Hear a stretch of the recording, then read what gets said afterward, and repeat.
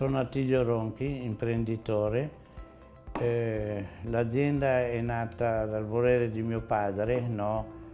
Per un desiderio sociale di essere utile a questa società. Nel 1947 io ho proseguito poi successivamente. L'azienda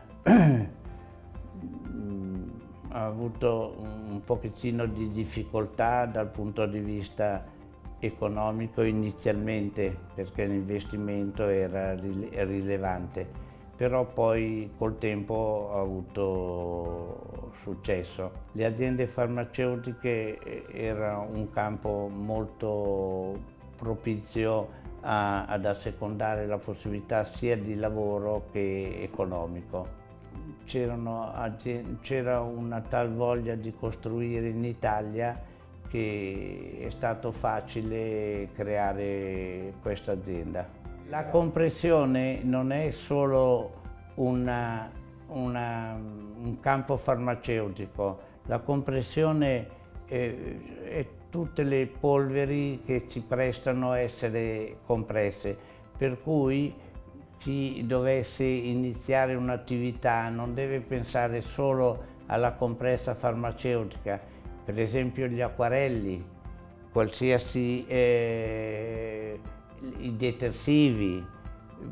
C'è un campo molto vasto dove i nuovi imprenditori potranno attingere e sviluppare questa mentalità della compressione. Per esempio si potrebbe arrivare anche a comprimere le cialde di caffè, cose che adesso già cercano di fare, e altre cose che ancora sono nell'immaginazione dell'imprenditore, cose che oggi di immaginazione i giovani ne hanno a iosa e per cui potrebbero sviluppare molto bene questo settore, non solo farmaceutico, dove ci sono anche delle problematiche di salute.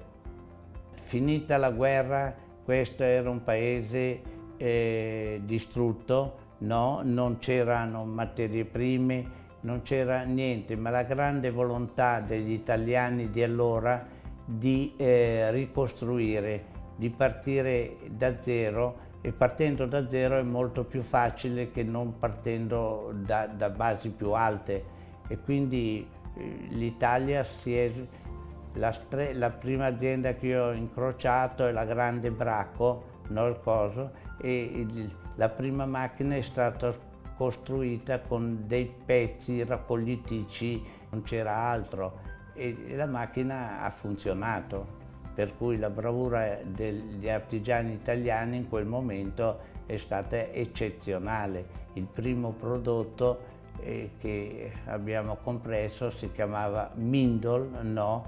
E forse esiste ancora.